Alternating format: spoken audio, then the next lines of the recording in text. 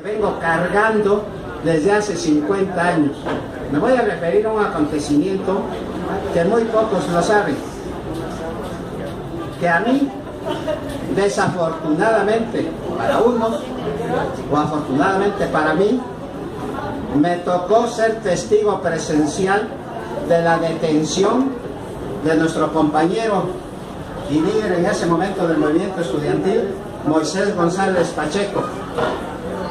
Yo ya iba con mi novia rumbo para dejarla en su casa, acá en la esquina de Murguía, cuando algo me hizo regresar al edificio central en el momento en que Moisés González Pacheco iba saliendo y me dice, iba con su esposa y me dice: Valencia, acompáñame, dice, porque tengo conocimiento, dice, de que algo me quieren hacer algunos esbirros del gobierno. Le dije: con mucho gusto, maestro. Y acá enfrente del edificio central estaba su esposa, que estaba, por cierto, estaba embarazada. Y están ya para arrancarnos, llega un señor de apellido Trejo.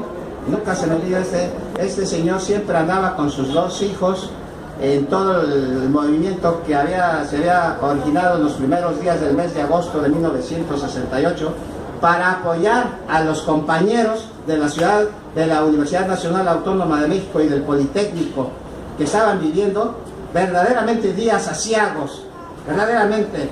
Es decir, el autoritarismo de esa época, quizás tengamos resabios todavía, pero no tanto como de aquella de agredirnos por el solo hecho de cargar un libro que fuera el marxismo-leninismo, que fuera la historia, la economía política de la economía de la Academia de Ciencias de la URSS, porque todos esos libros los compré siendo joven estudiante y los conservo, porque el maestro Moisés González Pacheco, la amistad surgió cuando yo le pedí que me enseñara oratoria, porque yo tenía deseos de ser orador.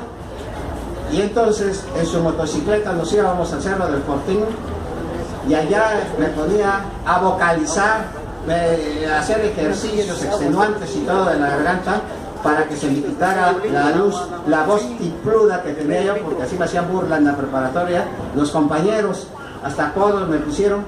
Y entonces surgió esa amistad cuando Moisés González Pacheco, aquel 19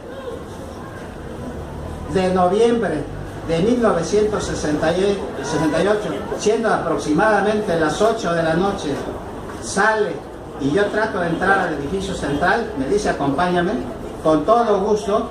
Yo lo acompañé sin pensar en lo que me iba a decir en el momento que estábamos para abordar su automóvil.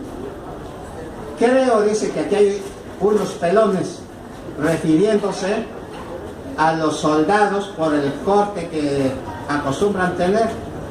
Y le digo: sí, maestro, le digo, veo acá un carro, le digo, que hay 4 individuos que tienen el corte de cabello de soldados. Y le digo: pásese usted el alto, si nos siguen, le digo, aquí nos vamos a dar cuenta de si algo se traen estos.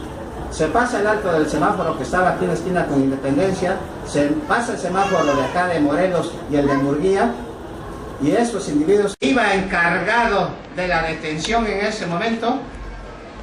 Si vive, no lo olvidamos por su actuación de plano contra los derechos humanos.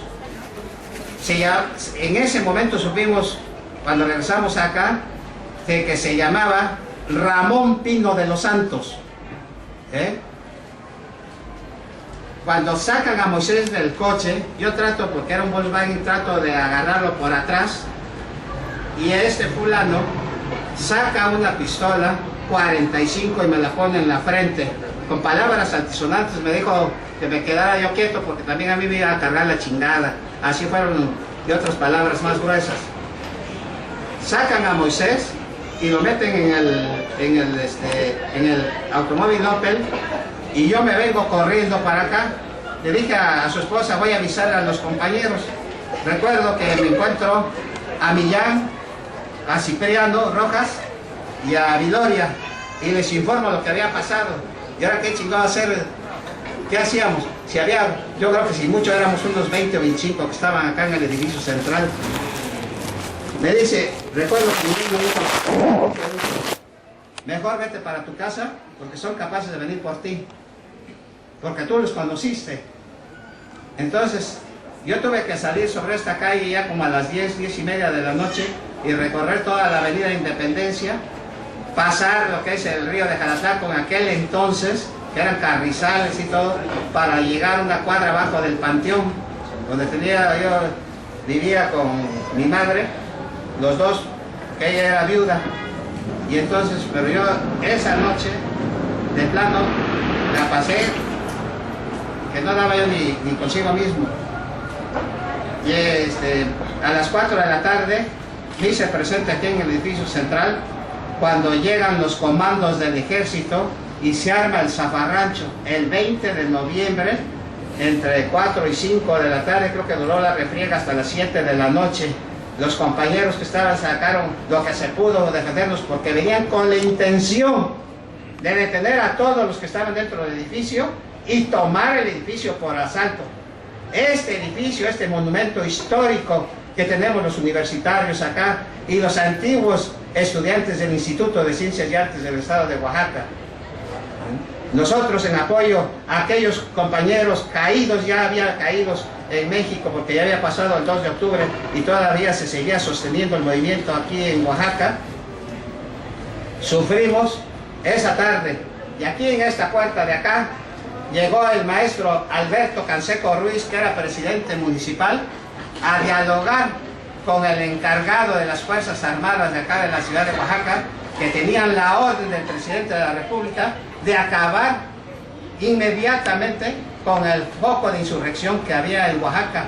Así lo mencionaron acá fue donde dialogaron, que el maestro Canseco Ruiz se opuso rotundamente, y creo que en algo caló en las palabras de lo que le había dicho al militar aquel, que se replegaron las fuerzas, no tomaron ya el edificio.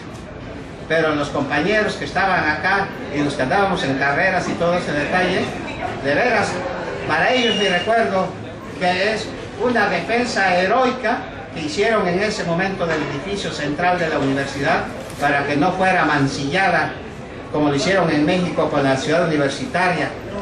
Esos recuerdos, y posteriormente Francisco Osorio, que pues creo que de apodo le decíamos Pancho Reata, fue a verme a mi casa para que presentáramos la denuncia ante la agencia del Ministerio Público, que estaba en ese entonces, ya estaban allá en lo que es hoy la presidencia municipal. Ahí fui a declarar todos los acontecimientos, todo lo que había vivido esa noche, y dije las placas y el nombre del individuo que había tomado, que había secuestrado, porque no había una orden de aprehensión legal, había secuestrado a nuestro compañero de estudios y en ese momento un líder para nosotros. Hay mucho que contar del movimiento estudiantil de 1968. Creo que a los compañeros que han escrito sobre el 68 les ha faltado que interroguen a los que todavía aparecemos acá y que a 50 años de distancia, con nuestros defectos y los achaques que tenemos por la edad, pero todavía tenemos memoria. Hay que escribir mucho sobre ese movimiento de 1968. Desafortunadamente no estuve acá.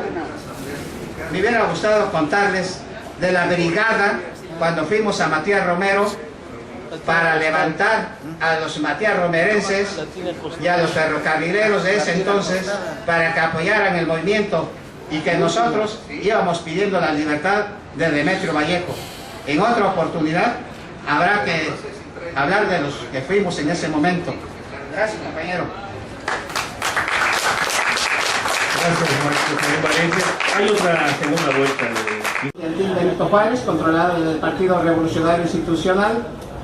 Estaba el movimiento familiar cristiano con personas. En la universidad no se limita la edad para entrar, y teníamos compañeros de 40, 45 años cuando nosotros frisábamos sobre los 20 años, como pueden ver en la fotografía.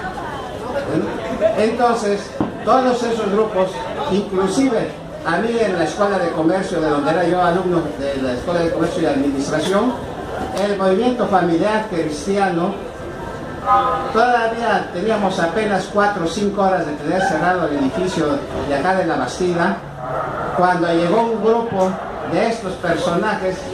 Los tengo en la mente, varios ya fallecieron, solamente quedaría para alguna memoria de alguien que quisiera escribir la realidad histórica del movimiento estudiantil en Oaxaca para que yo diera los nombres. Tuvo que intervenir un familiar